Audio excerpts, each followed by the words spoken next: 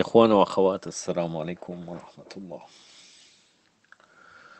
أعوذ بالله السميع العليم من الشيطان الرجيم. بسم الله الرحمن الرحيم. الحمد لله رب العالمين وبه نستعين وصلى الله على محمد وأتقته الطاهرين وعلى الله عليهم أجمعين من الأولين والآخرين آمين رب العالمين. Les 14 infaillibles, deuxième partie, toujours l'analyse du livre de Seyyed Amar Naqshbandi.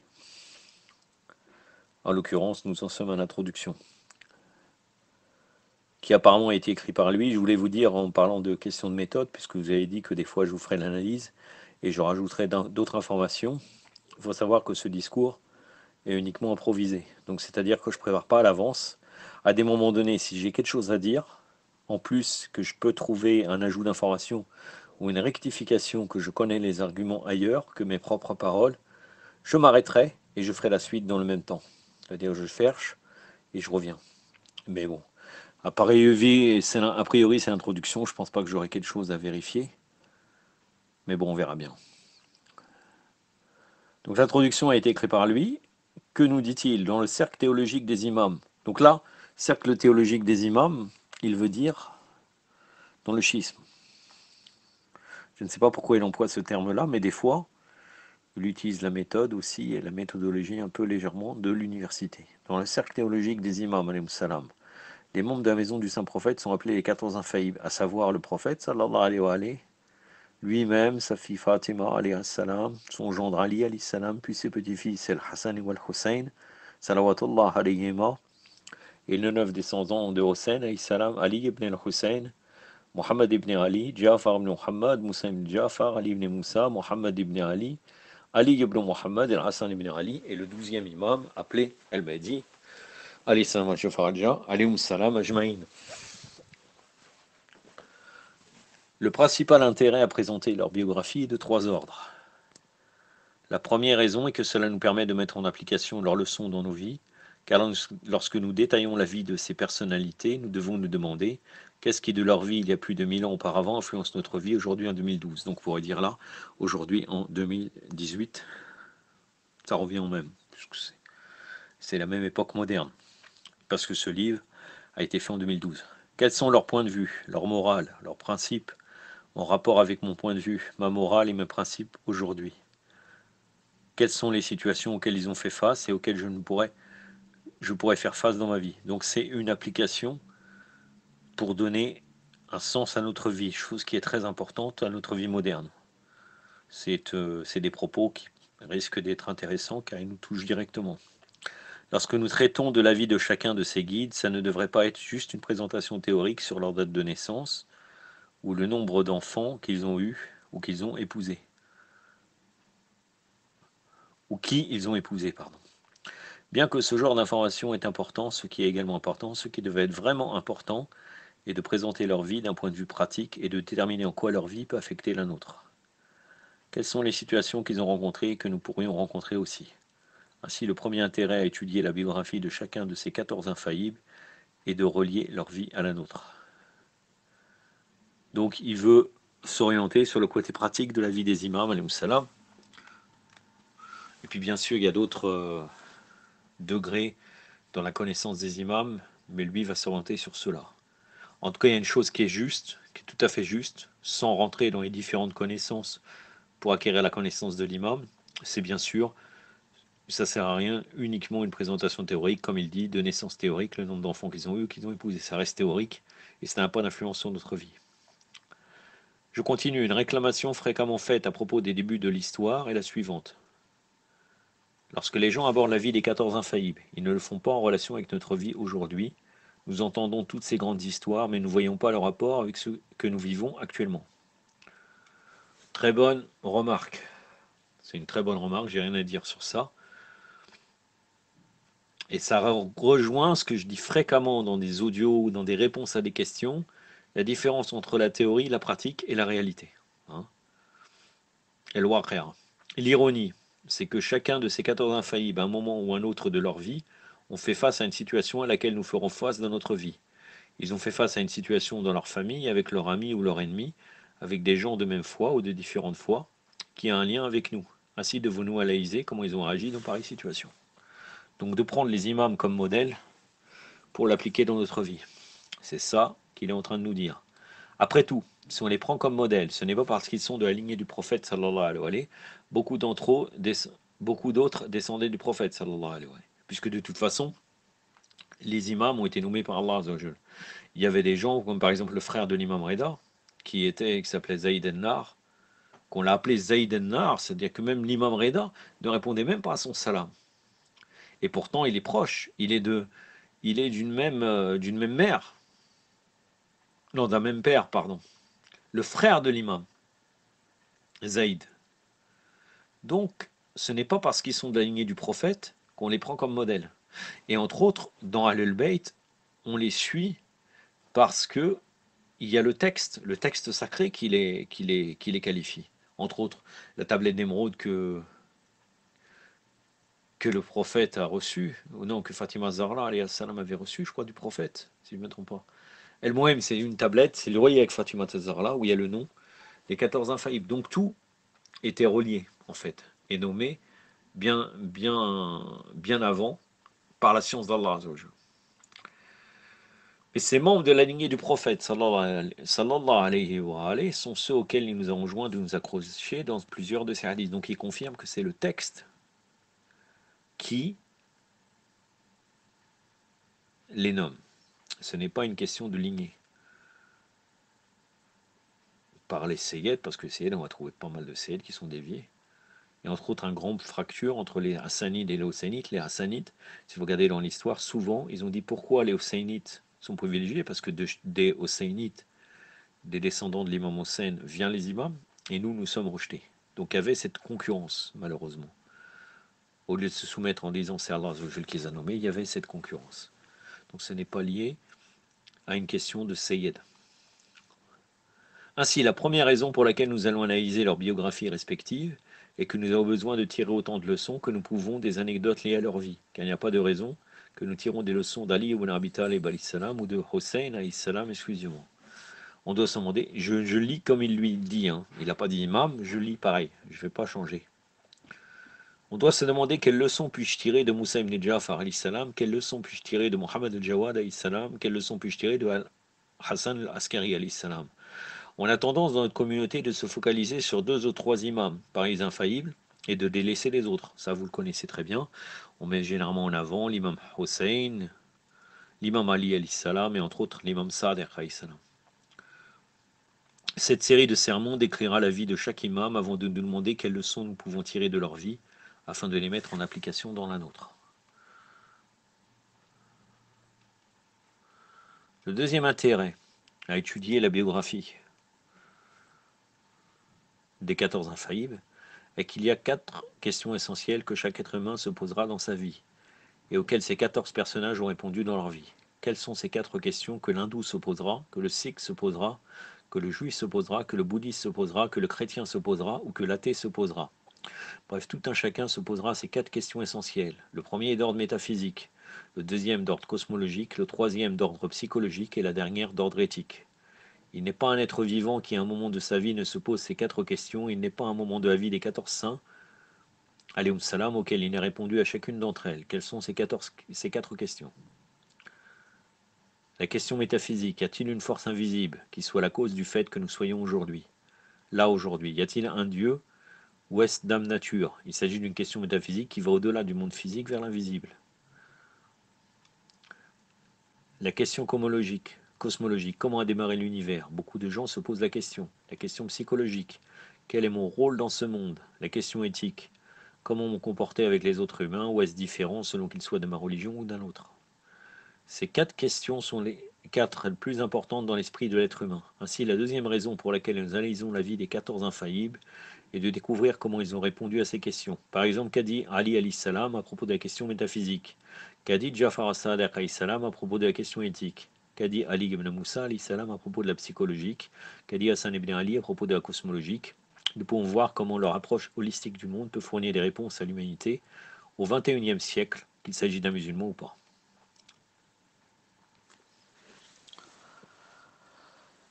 Une problématique qui nous vient bien sûr d'une approche encore une fois, qui est juste, je ne dis pas qu'elle n'est pas juste, qui nous vient surtout des théories occidentales, mais des questions fondamentales sans aucun doute. Mais c'est une méthode qu'on peut voir à travers son propos, qu'il a étudiée dans une université occidentale, et d'ailleurs sa formation que je vous avais lue précédemment confirme cela. Il faut faire attention, là par exemple, là ça va, il a cité uniquement des questions qui sont tout à fait justes. Mais généralement quand on commence à employer un terme issu de l'université, on tombe souvent dans des équivoques. Hein. On a l'exemple le plus concret de celui qui est beaucoup plus influencé et qui est en vérité complètement dévié, c'est Ali Shariati. Il est beaucoup influencé par les théories occidentales, les philosophies occidentales, et ça se, euh, ça se retrouve dans sa manière d'exposer la religion. Donc généralement, quand vous tombez sur ce type de problématique, hein, avec des termes qui viennent typiquement de l'Occident, il faut faire très attention à ce que vous êtes en train de lire. Bon là, en l'occurrence, il n'y a pas de problématique, il n'y a pas de problème dans ce qu'il a dit. Mais parce que notre objectif, nous, c'est d'analyser le livre, et à travers même ça, Inch'Allah, on essaye de faire un minhaj pour pouvoir comment lire, avoir une lecture active de tout ce qu'on est en train de lire. Comme ça, on ne tombe plus dans le piège de propager des choses qui, des fois, n'ont rien à voir avec la croyance de Ahlul Bayt. Là, comme je vous ai dit, le livre, je ne le connais pas. J'ai aucun a priori sur Ammar Nakshagwani.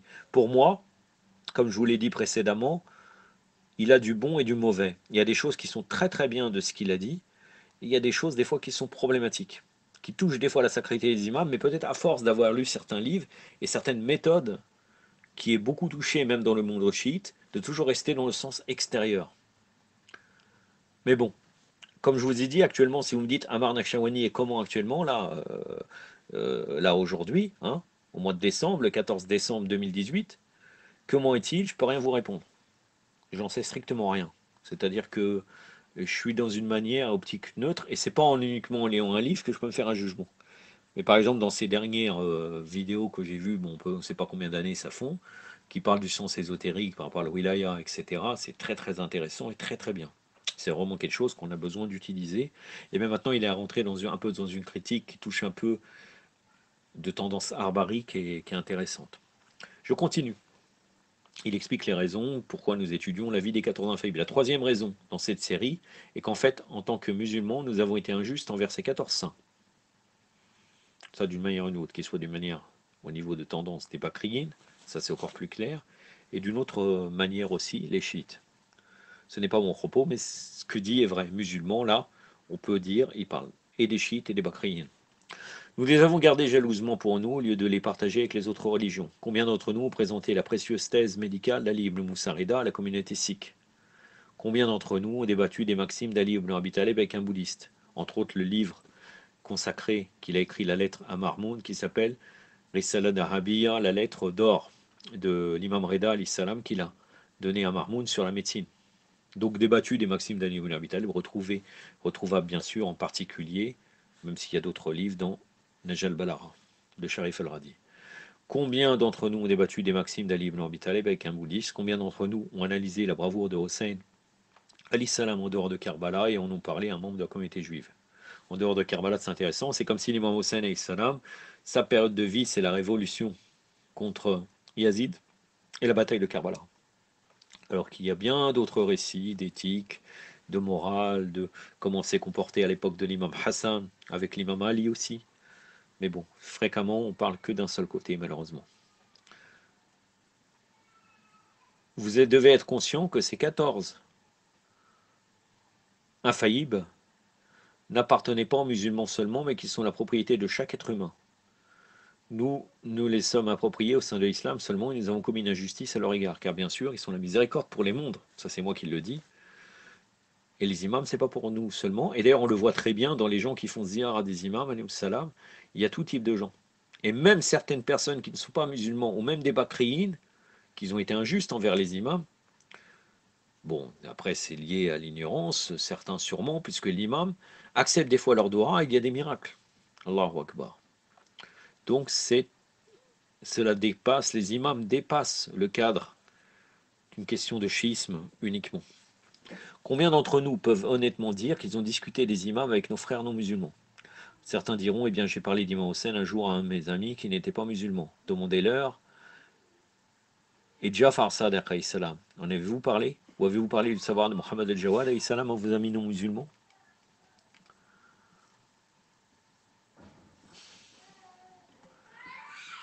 Lorsque les 14 infaillibles ont été choisis comme guides pour les gens, ils étaient choisis comme guidés pour l'humanité, et non juste pour l'islam.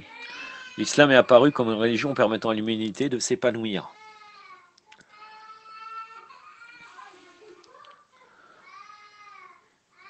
et d'évoluer. Quel était le rôle des 14? Leur rôle était de permettre à l'homme d'évoluer et de progresser, une évolution qui a permis à chaque humain de progresser, pas seulement le musulman. Voyez Gandhi, dit-on Gandhi l'hindou, ou dit-on Gandhi l'humaniste? Et Martin Luther King, est-ce qu'on dit Martin Luther King le chrétien ou Martin Luther King l'humaniste? Ce qu'il faut que nous fassions à la fin de cette série de sermons, c'est de retirer les 14 du cocon de l'islam et de permettre au monde entier de tirer les leçons de leur vie, de leurs principes et de leur morale. La générosité est une valeur islamique ou humaine. La patience est une valeur islamique ou humaine. Le pardon est une valeur islamique ou humaine. Toutes les caractéristiques de ces imams sont des valeurs humaines. Tout être humain peut avoir un lien avec un être humain patient. Nul besoin d'être musulman pour dire que la patience est une vertu. Ainsi, la troisième raison pour laquelle nous analyserons la vie des prophètes est de leur permettre de retrouver le rôle de modèle universel. Où là, apparemment, il y a peut-être une erreur, ça doit être le rôle de la vie des prophètes, des imams, alayhim salam. Un instant. Bon, je vous laisse, je vous laisse comprendre que ces références, et ils s'adressent à un public d'occidentaux, on le sait très bien. C'est-à-dire que même d'ailleurs, quand vous voyez ces discours, c'est en Angleterre, de gens qui sont musulmans touchés par l'idéologie occidentale, car quand ils nous donnent l'exemple de Gandhi ou Martin Luther King, si on base sur l'extérieur des choses, j'ai rien à dire sur Gandhi ou Martin Luther King, mais quelquefois, quand on cherche plus profondément de ces gens-là, et on va voir qu'ils sont loin devraient être cités en exemple. Il y a beaucoup de faces cachées de gens que les Occidentaux nous montrent comme le parangon de l'humanisme ou du dessin, alors qu'en fait c'est complètement erroné. Et je fais référence par exemple à Nelson Mandela, que si vous cherchez bien, vous verrez qu'il a fait comme d'autres dirigeants avant même qu'il prenne le pouvoir, hein. Mais en Occident, il est mis en avant parce qu'il y a toute une idéologie. L'apartheid, etc. est mauvais, bien sûr, elle est mauvaise. Mais est-ce que c'est simple, aussi simple que ça? Je fais juste une allusion pour dire, parce que Mandela est mis au devant. C'est-à-dire qu'il aurait très bien pu citer aussi Martin Luther, comme il a cité Martin Luther King, il aurait pu citer Mandela. C'est-à-dire que là, il utilise le paradigme de l'Occident, en fait. C'est ça que je veux vous dire à travers ce que dit Amar Nakshawani. C'est uniquement ça que je dis.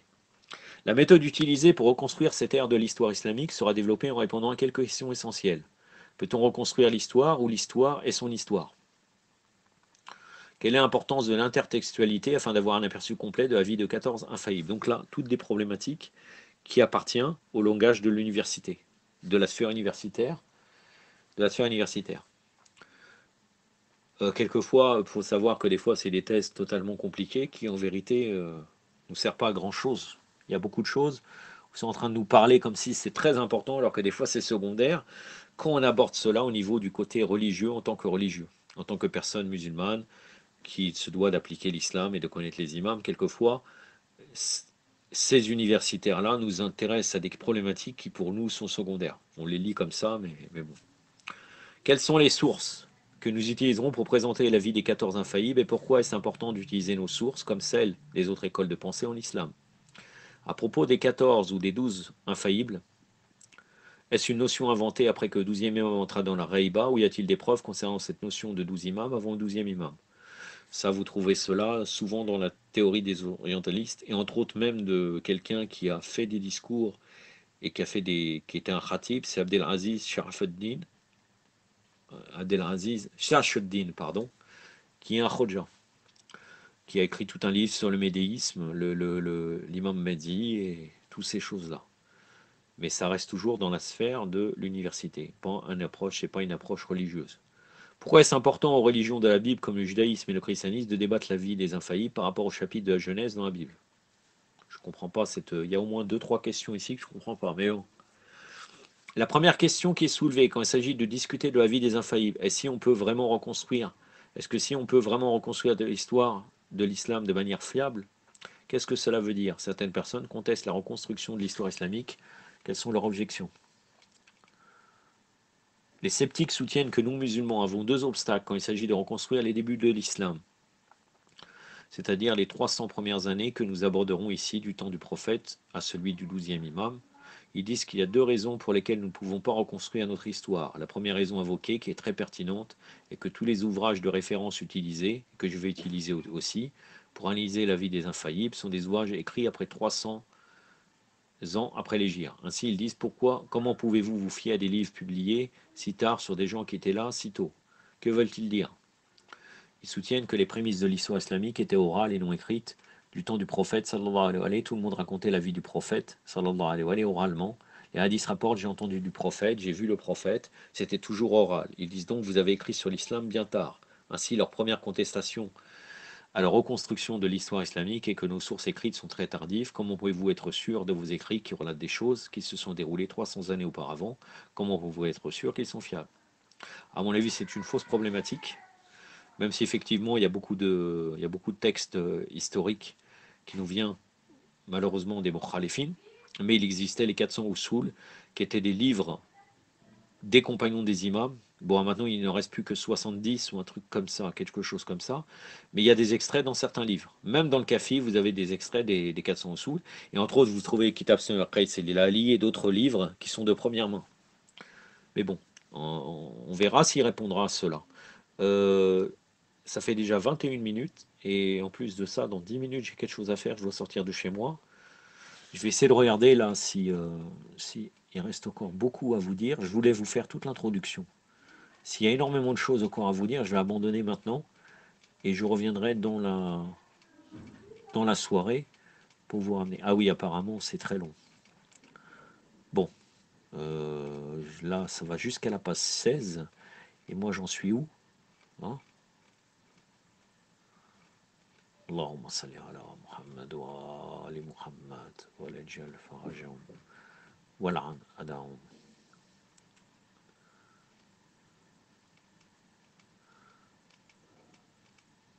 Oui, j'ai encore 6 pages, ça va être assez long. Écoutez, je vous parle encore 5 minutes et après, Inch'Allah, je reviens dans la soirée pour vous donner la suite. La soirée, nous, chez nous, il faut savoir que là, je dois faire quelque chose. Je pense que je suis de retour vers 17h30, je fais ma salade. Et je pense que vers 18h30, heure de Paris, et apparemment c'est la même heure à Kinshasa actuellement, je dis ça parce que je sais qu'il y a plusieurs frères de Kinshasa, frères et sœurs, c'est la même heure. Donc je pense que vers 18h30, maximum, je reviens, je vous donne la suite. Mais pour l'instant, je vais remettre encore quelques points. Et après, je continuerai plus tard, Inch'Allah. En m'excusant. Leur deuxième objection est que l'histoire n'est rien d'autre que son histoire, celle de l'auteur. Leur protestation remet en question cette objectivité des sources qu'on aimerait utiliser. Comment savez-vous que l'auteur n'écrit pas l'histoire de telle manière à ne pouvoir que sa théologie ou sa position politique? Il s'agit d'un point de vue, d'un point très intéressant. Lorsque je suis auteur d'un livre d'histoire, vais-je écrire de manière objective ou vais-je écrire en me souciant que des gens de ma communauté? C'est pourquoi il pense que l'histoire est son histoire. Il regarde en arrière, ou il regarde celui qu'il aime et le fait apparaître comme quelqu'un d'important, lui fait dire de belles choses, le décrit comme quelqu'un de brave. Il regarde celui qu'il n'aime pas et le fait apparaître comme quelqu'un de mauvais, de faible, négatif, etc. Nous ne pouvons commencer à présenter la vie des infaillibles sans répondre à ces deux objections qui sont tout à fait pertinentes. Première vue, donc problématique de ce qu'il pose, c'est des problématiques générales, puisqu'après il va nous parler même de certaines sources qui viennent des Mukhalifin. Donc en fait, il pose des problématiques qui sont issues uniquement de l'orientalisme ou de l'université. Je pense, à travers la suite, et on le constatera, dans sa méthode d'exposer les choses dans ce livre, il va être très influencé par l'orientalisme ou l'Occident. Donc là, il va répondre à la première objection. Première objection, c'était vous avez des livres qui viennent de 300 ans après, donc comment vous pouvez être sûr que c'est fiable? Étonnamment, il ne parle pas des 400 Usul, d'après ce que j'ai vu. Donc, qu'est-ce qu'il répond? Donc, prenons la première objection. Ils disent par exemple que votre livre, l'histoire de Tabari, est écrit plus de 300 ans après le décès de Mohammed. Ou ils disent par exemple que votre livre, le livre d'El Baladori Ansab el Ashraf, a été écrit plus de 200 ans après le décès du prophète. Bon, pour l'instant, ils ne donnent que des références Mukhalifin, mais de toute façon, dans le sujet historique, il y a énormément de choses qui nous viennent des Mukhalifin. Donc, c'est un peu normal. Ou encore, ils disent qu'Al-Kamil fi Tahrir d'Ibn Asir est écrit des centaines d'années après le décès du prophète, sallallahu alayhi wa alayhi, où ils disent que vos livres, en parlant des livres de référence chiites, tels que le Kafi, ont été écrits 300 ans après le décès du prophète.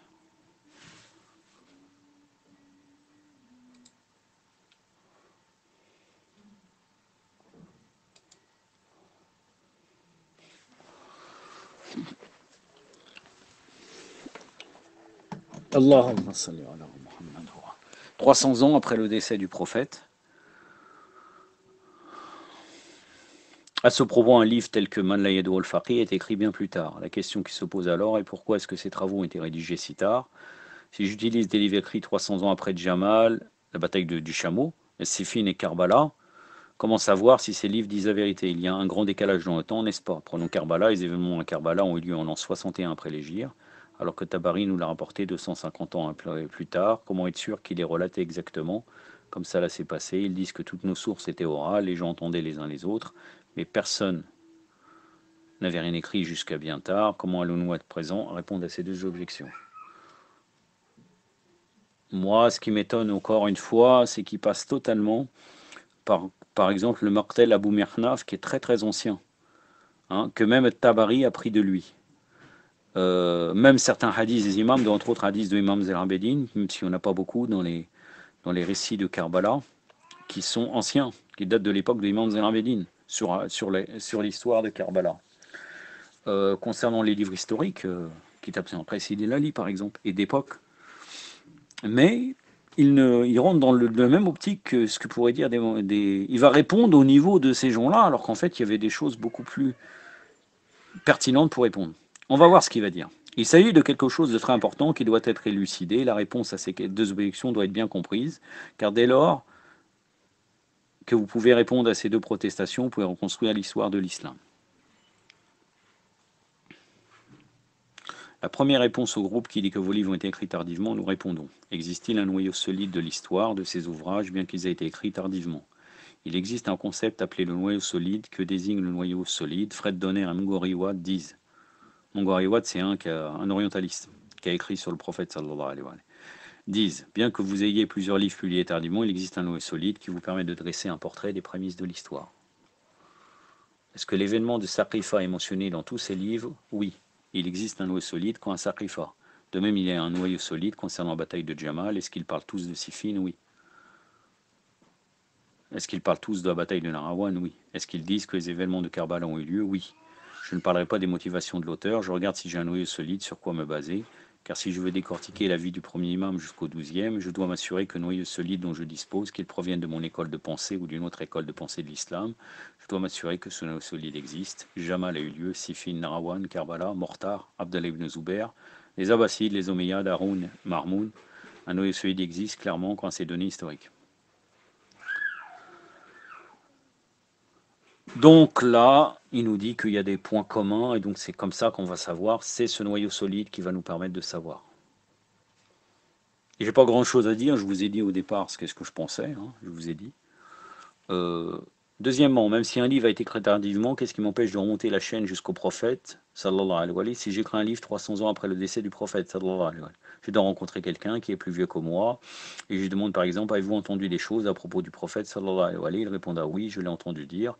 Nous répondons qu'au contestataire, nos auteurs nous indiquent la chaîne des narrateurs, et la chaîne remonte aux premiers travaux. Abderrazzaq as-Sanani a écrit un livre intitulé Musannaf, il s'agit d'un des tout premiers ouvrages de fiqh. Que fait As-Sanani dans ce livre? Il prend un hadith sur le fiqh et il vous donne la chaîne des narrateurs. Savez-vous pourquoi? Parce qu'il savait qu'il y aura un jour en 2012 que quelqu'un qui dira votre livre de fiqh est écrit tard. Comment savez-vous que Mohammed a vraiment émis cette théorie de fiqh? Je trouve ça tiré par les cheveux, hein, excusez-moi. Quand il a écrit son livre Abderrazzaq as-Sanani, je ne pense pas qu'il pense à l'avenir. Il pense au fait à valider ce qu'il est en train de dire dans son livre, tout simplement. Il n'aurait pas dit un jour en l'an 2012, je trouve ça totalement fantaisiste. Donc, Fi as-Sanani, il dit très bien, laissez-moi vous dire d'où je tire ce hadith. Je l'ai eu de Ibn Jurayj, qu'il l'a reçu de Atta, qu'il l'a reçu d'Omar ibn al-Khattab, qu'il l'a eu du prophète, sallallahu alayhi wa sallam. Il m'a ainsi donné la chaîne de narrateur, ou dans un autre hadith, il dit cela vient de Ibn Ishaq, qu'il l'a eu de Zouri, qu'il l'a eu de Ibn Zubair, qu'il l'a eu de Zubair, qu'il l'a reçu du prophète. Juste Parce qu'un livre a été écrit tardivement ne veut pas dire qu'il n'y a pas de chaîne remontant au prophète. Franchement, j'ai rien à dire. On pourrait critiquer la chaîne de transmetteurs qui l'a fait. Ça n'a aucune valeur pour nous. Mais bon, ça n'a aucune valeur. C'est une méthode qui n'a rien à voir avec ce qui devrait être dans Ahlul Bayt. Mais bon, pour l'instant, il est loin de me convaincre sur sa croyance depuis le début. Mais je ne sais rien. Je n'ai pas, encore une fois, je ne suis pas rentré dans son livre. Et encore une fois, c'est pas à travers un seul livre que je pourrais juger sa croyance. Mais il reste quand même qu'il y a des problématiques influencées par l'orientalisme et l'université. Encore une fois, je reste toujours dans l'histoire des 400 Usul, des auteurs comme El-Kafi qui citent certains passages de 400 Usul, Bir el-Anwar de Al-Majlisi qui cite, et le reste qui est à peu près 70 qui restent au corps. Hein, sans compter les livres d'histoire, et même par exemple Tafsir al-Askari, bon, c'est pas un livre d'histoire, mais certains éléments d'autres livres qui sont très anciens. Mais bon, il est complètement à côté. Troisièmement, même si au début de l'histoire, et je sais très bien que certaines personnes, bon, c'est pas dans nos groupes peut-être, qui vont défendre Ammar Nakshawani, va dire non, il a une approche scientifique, etc. Oui, il y a toujours une approche scientifique qui est en contradiction avec les méthodes de Ahlul Bayt, et ça c'est quelque chose qui ne nous intéresse pas personnellement, qui ne nous intéresse pas en tant que chiite, mouwali. À qui s'adresse-t-il? Quand il fait des discours, il est dans une océania où il n'y a que des chiites théoriquement. Donc on est toujours, ça c'est une chose très importante mes frères, mes sœurs, toujours on confond tout en fait. Des fois on se retrouve dans un majlis chiite où tout le long il nous ramène Bukhari, Muslim, je sais pas quoi. À qui tu t'adresses mon frère? À qui tu t'adresses ma sœur? Quand tu parles à des orientalistes, tu leur ramènes éventuellement des références. Tu leur parles de Amir Mouizi, tu leur parles. Quand tu parles d'un sujet, il faut bien savoir à qui on s'adresse et à qui et quel est notre rôle. C'est très important. Entre parenthèses, c'est pour ça que votre serviteur se contente dans sa chaîne de toujours s'adresser aux Shira. Pourquoi? Parce que même quand je parle de la référence des Bakriyin, le Fiqh al-Bakri, etc., c'est pour dire aux chiites, et je l'ai dit au début dans ma série Jurisprudence affecte Bakri, j'ai dit je fais ça parce que beaucoup de chiites, dans la jurisprudence, qui viennent de rentrer, ils ne voient aucune importance, ils croient que c'est juste croire que le wilaya de Abi Talib, éventuellement maudire ses ennemis, les ennemis de Ahlul Bayt, et ne rien chercher, voir si vraiment la jurisprudence a des divergences et tout. C'est pour ça que j'ai parlé de ça, pour bien montrer la fracture. Comme je dois montrer la fracture de la croyance des Mukhalifim, mais tout ça c'est adressé qu'aux chiites. Je ne pense pas, par exemple, que je me trompe d'objectif. Je l'ai défini comme ça. Si je me serais adressé des Mukhalifim, j'aurais fait autre chose. J'aurais fait, bon, même si Shirias al-Habib ne parle pas que de ça, j'aurais fait comme Shirias al-Habib, j'aurais parlé surtout des réfutations pour répondre aux Mukhalifim. Mais dès le départ, ça n'a pas été mon rôle. Et toi, Ammar Nakshawani, à qui tu t'adresses? À qui tu t'adresses? Les discours que tu donnes sont des discours qui vont être vus, mais tu t'adresses normalement pour informer les chiites. Tu fais établir à qui quand tu parles à ces gens-là? Tu peux établir des Khoja ou des Indiens ou autres qui sont là pour leurs croyances. Et toi, tu leur parles de réponses, des trucs qui viennent soit des Mukhalifines, pour l'instant, hein, encore une fois, pour l'instant, ou bien des orientalistes. On continue, il répond, il est censé répondre. Donc toujours la première objection. Même si au début de l'histoire, tout se transmettait à l'oral, et juste parce qu'il y avait beaucoup d'échanges oraux, cela veut-il dire que personne n'écrivait à la maison? Donc si vous dites l'histoire des premiers temps d'islam est orale, je vous réponds en disant d'accord, la plupart des gens racontaient oralement, mais est-ce que cela veut dire que personne n'écrivait à la maison? Franchement, tu me déçois beaucoup. Yasser Ammar, tu me déçois. Au lieu de parler de l'importance de l'écriture et que depuis le début, ils ont interdit d'écrire, et puis la problématique de l'interdiction d'écrire le hadith jusqu'à l'époque d'Omar ibn Abdelaziz, mais que les premières compilations de hadith ont eu lieu à l'époque de le Mansour, de le Marmoun par exemple, tu nous parles tu aurais pu nous dire Ahlul Bayt a préservé le hadith, c'est ça. Mais là, tu nous dis non, mais ça ne veut pas dire que c'est pas parce que les gens racontaient oralement, alors qu'en vérité, le problème, les gens racontaient pas oralement. Dès le début de la prophétie du prophète, sallallahu alayhi wa sallam, il a dit écrivez le savoir. Mais bon, ala kulli hal. Continue. Il y a un article du célèbre académicien Ethan Kolberg, professeur en études islamiques à l'université de Tel Aviv, qui dit que le 5e imam faisait référence à un ouvrage qui s'appelait Kitab Ali. Selon lui, lorsque l'imam Baqir alayhi salam discutait d'un hadith, il se basait sur un livre appelé Kitab Ali. Cela veut dire qu'Ali ibn Abi Talib écrivait chez lui, bien que la plupart de ses dires étaient transmis oralement. Il existait déjà un ouvrage, et c'est aussi pourquoi même Abdullah ibn Zubair, qui a vécu une soixantaine d'années après le prophète, sallallahu alayhi wa sallam, disait toujours « De quel sahifa tirez-vous de cette histoire en particulier ?» On peut aller plus loin. Lorsqu'ils disent que tous vos livres d'histoire ont été écrits tardivement, je leur réponds « Qu'est-ce qui est tôt pour vous ? Donnez-moi une date qui sera assez tôt pour vous et je vous donnerai une source. » Ce qu'ils estiment être tôt est confus chez eux. Ils jouent de nous psychologiquement en nous disant « Vos livres sont tardifs ». Je leur demande donc « Qu'est-ce qui est tôt ? Donnez-moi une date. Si je vous donne un livre à cette date, reconnaissez-vous que l'on peut reconstruire l'histoire de l'islam de manière précise ?» Un argument mi-figue mi-raisin. Parce que tardif, on comprend. Tardif, c'est donc qui n'est pas à l'époque du prophète ou des imams, alayhi salam. Pour les chiites, de l'époque des imams. Pour les bakriyin, qui n'est pas de l'époque du prophète. Ils jouent nous psychologiquement en disant vos livres sont tardifs. Donc en fait, tardif est compréhensible. Quand ils nous parlent de tardif, ce n'est pas à l'époque du prophète ou bien à l'époque des imams, de l'occultation de l'imam, jusqu'à l'occultation de l'imam. Il n'y a pas besoin de discuter sur ça. Bon, il dit qu'il peut donner des preuves. Oui, donne-nous des preuves, comme quoi, voilà, on va voir. Ainsi, nous avons répondu au premier groupe. Le second groupe est encore plus intéressant. Le second groupe dit l'histoire est son histoire. Franchement, pour moi, il n'a pas répondu. Mais bon. Donc voilà, le second groupe est encore plus intéressant. Le second groupe dit l'histoire est son histoire. Comment savoir si on peut faire confiance à cet écrivain? De toute évidence, il écrira des livres louant Ali et condamnant Muawiyah parce qu'il appartient à votre école chiite. Donc là, il est en train de dire comme quoi l'histoire n'est pas neutre et nous, on peut tout à fait influencer. Donc en écrivant l'histoire, il écrit son histoire, il ne l'écrira pas comme elle devait être écrite. Il donne même deux brillants exemples pour se tenir à propos. Il y a deux savants qui sont des historiens et théologiens de renommée. Le premier se nomme Abu Bakr al-Baqillani et l'autre Ahmed ibn Yahya al-Baladori. Les sceptiques disent, vous vous en prenez à Muawiyah parce que tous les livres d'histoire, dites-vous, clament que Muawiyah n'était pas quelqu'un de bien. Mais les gens dont vous citez les hadiths tels que Bukhari qui disaient que Muawiyah était mauvais, œuvrait pour le gouvernement abbasside. Pensez-vous qu'un abbasside va écrire l'histoire en disant de belles choses sur les Omeyyades? Forcément, sa tendance politique peut influencer son écriture de l'histoire. De même, El-Baqillani était un acharite en théologie. Ainsi, lorsqu'il raconte l'histoire, ne le fera-t-il pas selon son point de vue acharite? Ahmed ibn Yahya al-Baladouri était le juge suprême du Mutawakkil. Étant juge suprême et abbasside, il est évident qu'il aérait les Bani Umayya et les Banu Abbas avaient pris le pouvoir Bani Umayya. Ainsi, le deuxième école des sceptiques disent, vous musulmans, vous ne pouvez pas reconstruire l'histoire, car vos auteurs écrivent l'histoire d'après leur théologie et leur opinion politique, ils ne sont pas objectifs. À mon avis, un argument qui tient debout.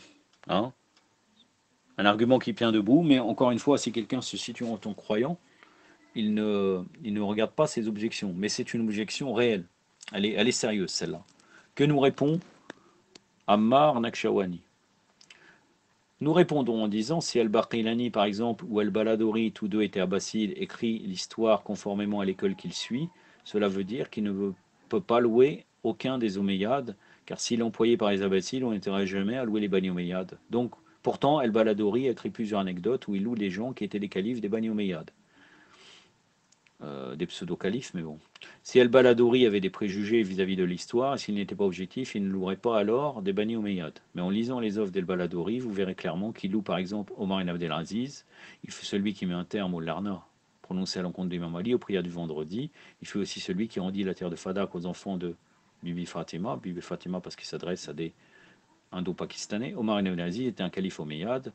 Donc là, entre parenthèses, il fait une référence, il aurait pu dire Ilou et Omar Abdelaziz s'arrête là, mais là il tombe dans le piège de nous dire qu'Omar Abdelaziz éventuellement serait pas mal, alors que ce qu'il a attribué comme vertu à Omar Abdelaziz, on va pas rediscuter parce qu'on a déjà parlé, mais il a beaucoup de manques, et l'imam Zermini disait il est loué fit dunya et malroun fil akhira.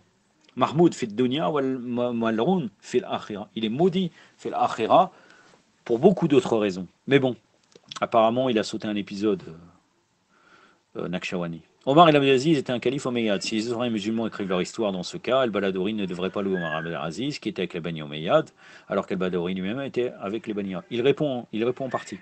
Ça veut dire que certains historiens qu'on est qualifiés comme quoi parce que l'autre qui est abbasside, il ne va pas louer les Omeyyades, il dit de temps en temps, ils l'ont fait quand même. Donc il y a des traces d'une véracité. Nous avons beaucoup de grands historiens de l'histoire islamique qui sont objectifs. On ne doit pas ignorer les efforts de Fouad Sezgin, Harald El-Mozghi, Hossein Modarressi, Gregor Scheller et Berman Saderqi a compilé la littérature du 1er siècle en plus du second. Encore une fois, des références d'orientalisme. Même Hossein Modarressi fait partie de l'université. Sazrin et Modarressi ont ouvert la voie pour récupérer des œuvres perdues en se servant des œuvres de libraires, bibliophiles savants, et en épluchant la tradition intellectuelle à travers les fragments et les critiques des premiers ouvrages et en annotant les manuscrits existants. Pour l'instant, mes frères et mes sœurs, je suis en train de lire un livre orientaliste. Moi qui me sers, personnellement, j'aime par exemple les livres d'Amir al-Moisi, et ce livre m'intéresse. Mais, encore une fois, est-ce que ça sert pour les croyants? C'est la question qui se pose pour un simple croyant qui veut connaître Ahlul Bayt. Motzki, Scholler et Saderqi ont utilisé des techniques innovantes avec des recueils de hadiths qui ont précédé les 3e siècles influents afin d'identifier les rapports qui émanaient historiquement des compagnons et de leurs souvenirs du prophète. Quand ils devaient louer leur allié, il les louait, mais quand ils devaient louer leur adversaire, il les louait aussi. Deuxièmement, qu'est-ce qui vous fait croire que ces gens avaient une idéologie fixe à l'époque? Ils disent, certains de ces érudits avaient déjà un parti pris, ils n'étaient donc pas objectifs. Mais qui leur a dit qu'ils avaient un parti pris? Beaucoup d'entre eux essayaient toujours de comprendre comment l'islam s'était développé. Il n'y avait pas de prototype en tant que tel, comme un adepte de Ahlul-Sunnah, école de pensée sunnite. Bon, Bakrit, en vérité, c'était plutôt quelqu'un qui était Ash'ari en théologie, suivait Abu Hanifa en fiqh. Peut-on parler de quelqu'un ayant un parti pris? Non. En théologie, il suit un savant religieux en fiqh, et il suit un autre. Pourtant, moi, il me semble que Dahabi, si je ne me trompe pas, c'est Dahabi, hein. Celui qui a écrit Minzan et Artidal, il est classé parmi les Nawasib. C'est comme s'il n'y a pas de parti pris, il n'y a pas de problème. Hein, c'est Ibn Asir, on ne peut pas dire qu'il est un historien neutre. Tabari, on ne peut pas dire qu'il est neutre. De quoi parle-t-on, mes frères et mes sœurs? De quoi parle-t-on? En d'autres termes, que débattons-nous? Nous disons que lorsque quelqu'un proteste en disant que l'histoire est son histoire, nous répondons oui, il peut arriver que les convictions d'une personne influencent la manière dont elle écrit l'histoire, mais la plupart de nos historiens sont objectifs. Tout ça ne nous intéresse pas. Tout ça nous intéresse. Nous prenons de savants qu'on considère juste anciens, Muqaddemin, dans les savants historiques, éventuellement chiites, ou bien des savants chiites qui ont pris en vérité des Mukhalifines, mais qui nous donnent une version de l'histoire qu'on va regrouper avec d'autres éléments. Hein, si on prend le Moufid, le Martel de Shir al-Moufid, ou bien Ibn Taous et tout, on va retrouver des éléments qu'on pourra dire, ça s'est vraiment arrivé. C'est ça notre objectif en prenant les savants chiites. Et dans ces savants chiites, nous allons retrouver, entre autres dans le Martel de Shir Sadour, énormément de riwayat d'Ahlul Bayt. C'est ça qui nous intéresse. Tout le reste, c'est quelque chose qui passe à côté de nous, en vérité. Et encore une fois, un croyant ne se situe pas du tout dans ces problématiques qu'il est en train de nous ramener. À la kolihal. Sinon, moi, je peux vous remettre en cause tout. Même les prophètes. Certains prophètes, je peux vous dire, ils n'ont pas existé, si on se base sur l'orientalisme. Et dans ce cas, on ne va jamais s'en sortir. Au lieu de parler de l'islam, on ne fait que susciter un doute. Là, il est en train de dire que Abu Hanifa ou les autres, peut-être, ils étaient neutres dans l'histoire. C'est faux. C'est fou. C'est faux et c'est fou. En d'autres termes, que débattons-nous? Nous disons que lorsque quelqu'un proteste en disant que l'histoire est son histoire, nous répondons oui. Il peut arriver que les convictions d'une personne influencent la manière dont elle écrit l'histoire, mais la plupart des historiens sont objectifs. Ça te regarde toi, Ammar Nakshirwani. Que la plupart des historiens sont objectifs, moi je dirais l'inverse. Mais bon. Cela m'amène à discuter de la méthodologie suivante qui est essentielle lorsqu'on constitue l'histoire islamique. Si nous utilisons que des sources historiques pour analyser la biographie des 14 infaillibles, nous nous retrouverons dans une discussion qui sera pauvre. Ils continueront à répliquer, mais c'est un livre d'histoire, on ne peut pas se fier à l'histoire, et l'histoire n'est que l'écriture de son histoire.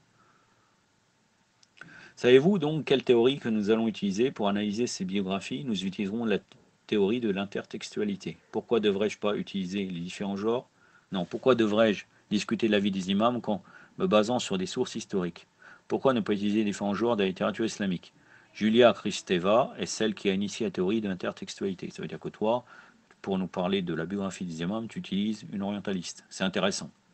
Elle dit, lorsque vous voulez débattre d'une personne en particulier dans l'histoire ou d'une nation en particulier, ne le faites pas à partir d'un seul genre littéraire. Utilisez différents genres de littérature et parlez-en, ainsi vous accéderez à différents codes de connaissances émanant de différentes aires de lecture. Que veut dire cela? Moi, quand j'ai lu le titre Les 14 infaillibles, je ne m'attends pas à un discours orientaliste. Après, encore une fois, c'est une chose qui peut m'intéresser. J'aime les livres de Ammar Nakshirwani. J'ai lu, il y a quelques livres à l'islam du 21e siècle. Ça m'intéresse, mais je ne peux pas l'utiliser pour ma propre croyance. Malheureusement, c'est ça. Et toi, tu es en train de parler à des Khojas, des Indo-Pakistanais, que tu vas finalement complètement détourner, en fait. Pour l'instant, c'est ce que je vois. Je vais voir après comment tu vas débattre, toi, Ammar Nakshirwani. J'entends par là, pourquoi devrais-je me concentrer sur l'histoire seulement? Pourquoi ne pas utiliser aussi des œuvres de jurisprudence connues comme œuvres de fiqh? Et pourquoi ne pas utiliser des œuvres de théologie connues comme œuvres de kalam? Et pourquoi ne pas utiliser les œuvres de belles-lettres, de littérature arabe, qu'on appelle les œuvres d'adab? Donc de, de bonne littérature ou bien de bons... hein. Si je veux éplucher la vie de Ja'far Sadiq, alayhi salam, je n'ai pas besoin de ne regarder que l'histoire. Si je ne regarde que des livres d'histoire pour Ja'far Sadiq, alayhi salam, quelqu'un va me voir et dira, mais cet historien favorise Ja'far Sadiq. Mais attendez, en quoi ça nous intéresse ça? Qu'est-ce qu'ils vont penser? Avec cette logique, c'est comme ça qu'on arrive à rejeter Tadbir al-Muqaddasa. Parce que on dit non, mais les autres et machin, ils vont penser. Mais on n'est pas là pour ces gens-là. Ils seront jamais contents. Allah subhanahu wa ta'ala, il dit, les juifs et les chrétiens ne seront jamais satisfaits jusqu'à qu'ils adoptent ta religion, leur religion. On n'a rien à attendre. Je dis donc, d'accord, je n'utiliserai pas que des livres d'histoire, je regarderai tous les livres d'histoire sur Ja'far Sadiq alayhi salam et les ouvrages de fiqh mentionnant Ja'far Sadiq alayhi salam et les œuvres de théologie sur Ja'far Sadiq alayhi salam et les œuvres d'adab et de littérature arabe en lien avec Ja'far Sadiq alayhi salam. D'après vous, est-ce que ça ne me donnera pas une image plus holistique de Ja'far Sadiq alayhi salam? Beaucoup de gens qui analysent la vie des imams, que font-ils? Ils se basent que sur les livres d'histoire pour s'entendre dire, mais oui, mais en quoi ce livre est-il fiable? C'est pourquoi nous avons utilisé différents genres de littérature, mais on pourra encore me demander pourquoi différents genres de littérature. Le genre historique me livrera un récit, Fiqh me montrera à quel point ils ont contribué au système juridique de la religion. Si je prends un vieux livre de jurisprudence, je vous montrerai en quoi Mohammed al-Baqir alayhi salam se distingue des autres autour de lui. Si je me concentre que sur un livre d'histoire, je ne verrai Mohammed al-Baqir alayhi salam qu'en termes de famille, femmes, enfants et guerre menée. Je sais pas moi, pour moi... j'ai déjà lu des biographies des imams et on voit les controverses et les jugements de fiqh. Si c'est une biographie intéressante, complète, on voit tout ça. Mais bon, si je prends un livre de fiqh, je pourrais vous montrer la connaissance juridique de Mohammed al-Baqir alayhi salam dans le domaine du salat, soum, zakat, hajj, khomos, etc. Mais je ne m'arrêterai pas là. Voyons Mohammed al-Baqir alayhi salam d'un point de vue théologique. Analysons ses sermons sur la prédestination et le libre arbitre. Analysons ses sermons sur l'importance de la grâce divine vis-à-vis de l'humanité. Analysons ses sermons sur les questions théologiques concernant le péché, différents types de péché. Moi, je vois pas pourquoi quelqu'un qui partirait de l'imam Baqir alayhi salam parlerait que d'un simple point de vue. Non. Normalement, une véritable biographie regroupe différents domaines. Mais bon, vous voyez, j'ai Mohammed al-Baqir alayhi salam d'un point de vue historique, j'ai Mohammed al-Baqir alayhi salam au niveau du fiqh. Je ne comprends pas pourquoi cette division. Tout cela est qu'une personnalité que si on parle de lui, on regroupe tout cela. Mais bon, j'ai Mohammed Baqir alayhi salam par rapport à la théologie, mais ce n'est pas fini. Je verrai aussi Mohammed Baqir alayhi salam dans les littérature arabe. Voyons aussi les éloquences d'Amir al-Moumini dans les littérature arabe, le khutbah d'Imam Ali où il n'utilise pas la lettre alif une seule fois, ou le khutbah d'Imam Ali alayhi salam quand on demande pouvez-vous faire un discours sans utiliser aucune des lettres de l'alphabet arabe contenant un point. Il délivre un sermon complet sans utiliser une seule lettre à point. Si je n'utilise qu'un livre d'histoire, on dira juste d'Ali ibn Abi Talib que c'était une figure historique. Laissez-moi vous montrer Ali, alayhi salam d'après l'histoire, Ali est le fiqh, Ali en théologie, Ali dans la littérature arabe. Encore une fois, pour moi, cette division n'a pas lieu d'être. Il est normal que quand on parle d'une personnalité, on la décrit dans différents domaines. Ce n'est pas seulement lié aux imams, même quand on discute d'une biographie d'un politicien ou d'un écrivain ou autre. Mais bon, vous verrez alors pourquoi il se distingue des autres qui les entouraient. À présent, si on me demande quelles sont les sources que je vais utiliser, voici les sources auxquelles j'aurai recours pour analyser les biographies. En histoire, j'utiliserai Del Baladori, Tabari, Ibn Asir, Yaqoubi et Massoudi. Ce seront mes historiens. Donc des historiens uniquement faisant partie des Mukhalifin. Sur Al-Massoudi, on n'est pas sûr qu'il était chiite. Même s'il était, on pourrait dire chiite dans l'ancien nom, c'est-à-dire pro-Imam Ali, ça c'est sûr.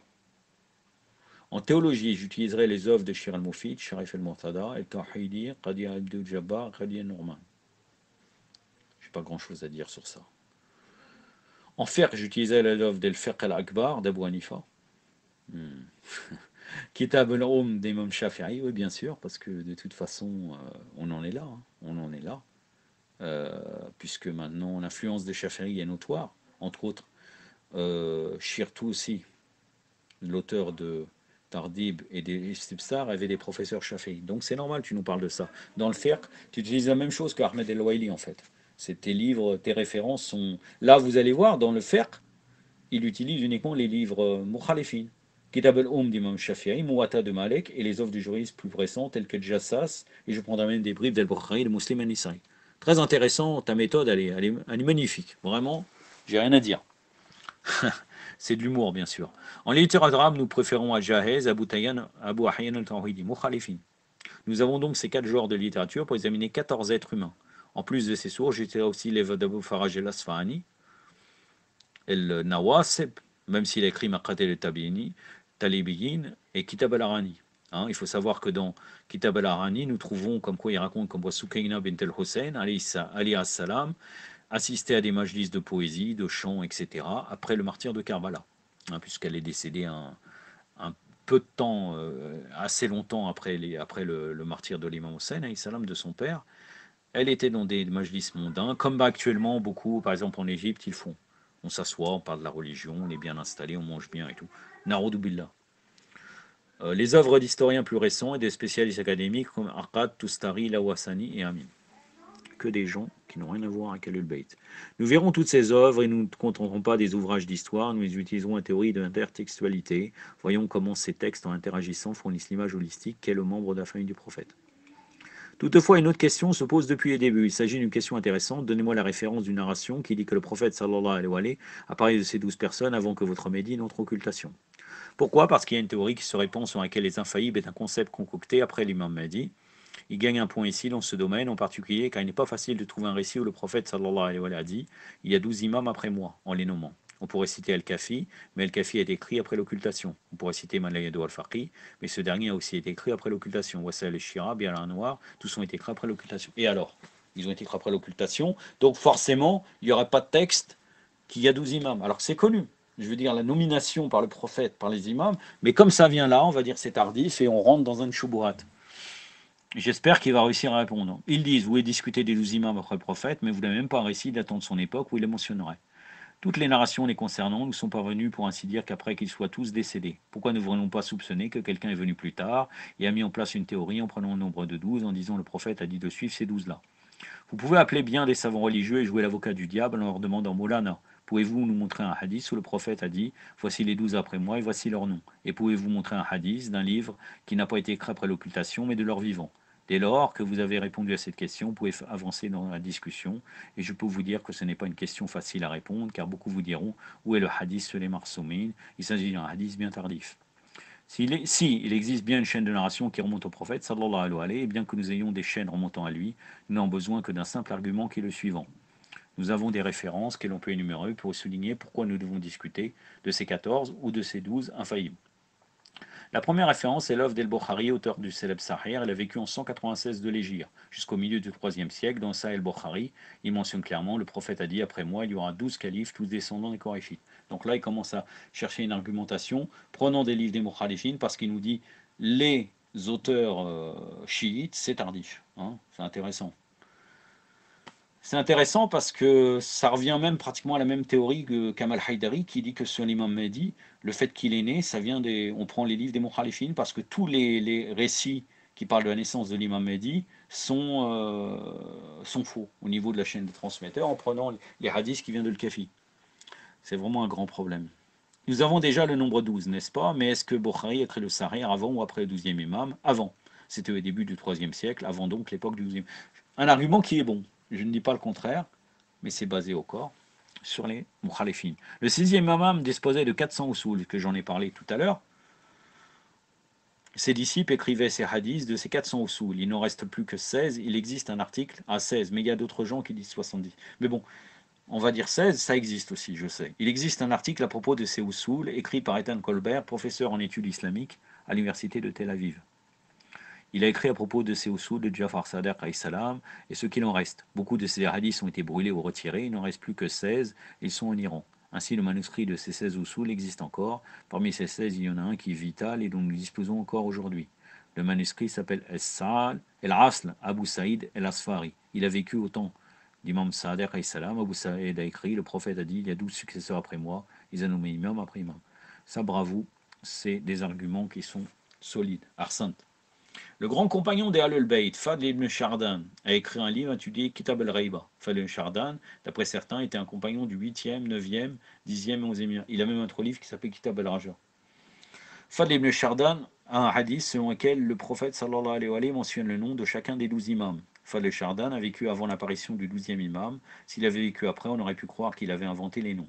Enfin, il y a un chef Zaïdi, de nos frères Zaïdi, donc de nos frères selon lui, bien sûr. Au Yémen, un de leurs grands chefs était Qasim el-Rassi. Il a écrit un livre intitulé El-Rad al-Rafida, qui veut dire une réponse à ceux qui rejettent. Là, il attaque les chiites. Dans ce livre, il parle de notre 9e imam, il dit « Et certains de leurs imams, selon eux, savaient tout sur la foi et le fait de guider dès leur enfance. » El-Rassi vivait du temps du 9e imam, il ne dit pas Mohammed el-Jawad, mais l'appelle imam des Rafida, prouvant que le concept d'imam n'a pas été créé après le 12e imam, ce concept existait déjà avant.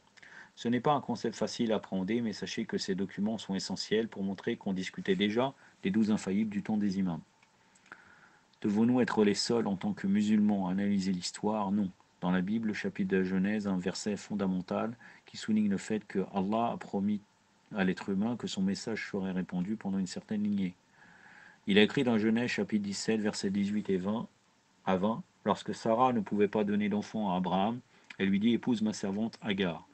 Agar donna alors naissance à Ismaël. Cet épisode est mentionné dans la Bible, dans le chapitre de la Genèse. Quand elle donna naissance à Ismaël, la Bible dit « Elle donna naissance à un bébé et de l'eau se mit à jaillir ». Puis il est dit « Allah dit à Abraham, Dieu dit à Abraham, je bénis Ismaël et je ferai croître et multiplier très abondamment. Il sera le père de 12 princes et je ferai de lui une grande nation. » En d'autres termes, lorsque nous analyserons la biographie des infaillibles, sachez qu'il ne s'agit pas d'une analyse islamique ou imamia seulement. Voilà, il l'a dit. Il s'agit d'une analyse dont chacun de vous a la responsabilité de répondre à vos frères non musulmans en disant que Allah a promis 12 princes par une grande nation de la lignée du prophète Ismaël.